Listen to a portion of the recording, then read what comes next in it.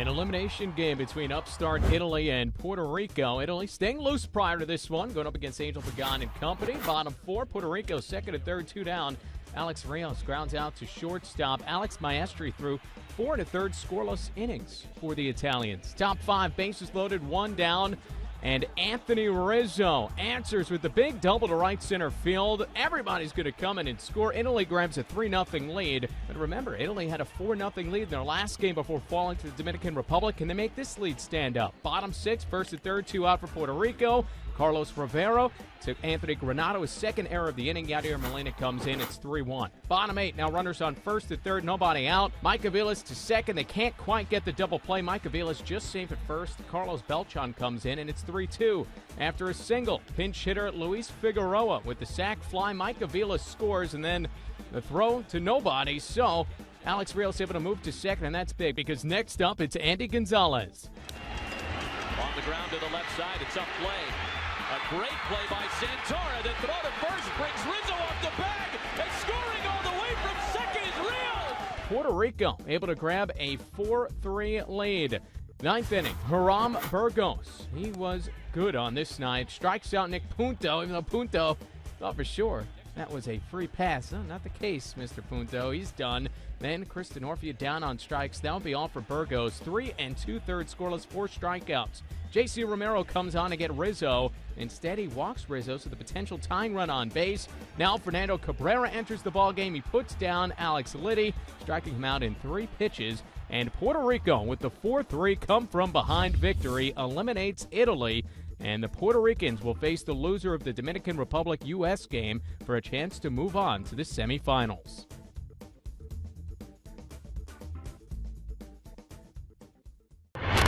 In baseball, the 7-2 Westwood Wolverines visited the red-hot 5-2 Hopkinton Hillers. After starting the season with no wins and 2 losses, the Hillers have won 5 straight. Bottom of the first, scoreless game, Steven Simos up with no outs and Ben McKenzie on base. Right up and the pitch. This is hit into right field, and it is going to get past the reach of Trevor Fahey. McKenzie rounding second base. Right behind him is Simos. Over to third he goes, getting the wave home. The throw in is not going to be in time, and it's 1-0 Hillers. Dawson McMillan up with 2 outs and Simos on base. Right up and the pitch. This one is hit in the air to deep right field towards the fence, and that one is going to drop down for a hit. Simos is already in to score. McMillan around second base. The throw in is cut off, and that is a stand-up triple and an RBI for Dawson McMillan. Steven Simos did more damage on the bottom of the second with 1 on and 2 outs. You're able to hit that thing. It's going to roll around for sure if it lands. And this one is hit in the air to right field. That's going to get by the reach of the second baseman. Around third comes McKenzie, and he will score the third Hillers run of the game. And Steven Simos coming through big so far today. That is an RBI single and his second RBI of the game. The base hit scored McKenzie and gave the Hillers a 3-1 lead. Top of the third, Westwood gets back into the game. Line up and the pitch. And he's going to make contact. Roller it over to the second baseman, throw to second for 1, and that's all he'll get. A run will score. 3-3 in the bottom of the third, and the Hillers get the rally sticks going. Line up and the pitch, and this is hit up the left side, past the glove of the third baseman, Callum Guarino, and Reynolds is in to put the Hillers back ahead, 4-3. It's an RBI single for Dragsbeck. Gets a piece of this one right up the middle, but gloved by the shortstop. The flip to second for 1. The throw to first is off the mark. McMillan already in, and now another runner is going to score as well. Dragsbeck comes around. They could have got it out of the inning with the double play, but the errant throw allows 2 more Hillers runs to score.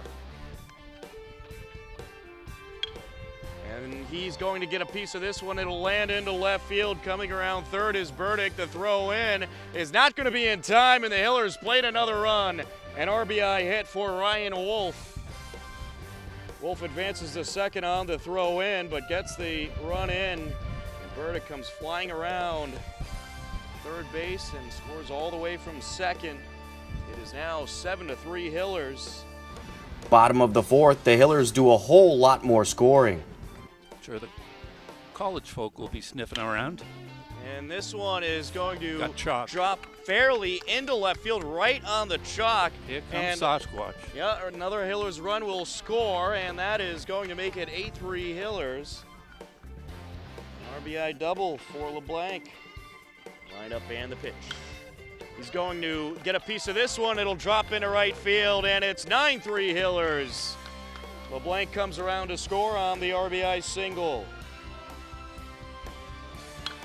We'll get a good piece of this one over to left field. It goes over the head of the left fielder, Thomas Keith. Lead runner is being waved around third.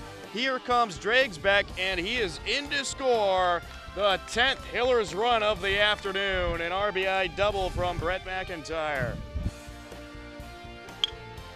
Up the third base side, and that is a fair ball. The runner being waved around third. He'll come around to score. And that is going to make it 11-3 Hillers. Line up and the pitch. Hit in the air, a high fly ball to center field, to the fence, and that one's gone! A 3-run homer for the Hopkinton Hillers. Ben McKenzie goes yard. What a blast that was past the center field fence. 14-3 Hopkinton. That's why you at home ought to come down and catch a game. You want to see that kid McKenzie hit, run, play defense, throw runners out. He can do it all. Hopkinton takes the victory 14-7 and improves to 6-2, while Westwood falls to 7-3. Ben McKenzie went 3 for 4 at the plate, scored 3 runs, hit a 3-run home run, a single, and a double. Steven Simos also went 2 for 4 and drove in a couple of runs and scored 1. Every spot in the Hillers lineup had at least 1 base hit, and every spot in the Hillers lineup scored at least 1 run. Cole Dragsbeck and Mitch Carpy did a nice job against a tough Westwood lineup in relief of Brian Gaughan, holding the Wolverines to 3 runs, 2 of which were earned, and 6 hits. Taking a look at the other Hillers spring sports teams, Hillers softball stands at 8-1, boys lacrosse 8-2, girls lacrosse is 5-5 on the season, boys tennis 8-1, girls tennis 5-2, boys and girls track are both 3-0. To say the least, the Hillers spring sports teams are performing quite well.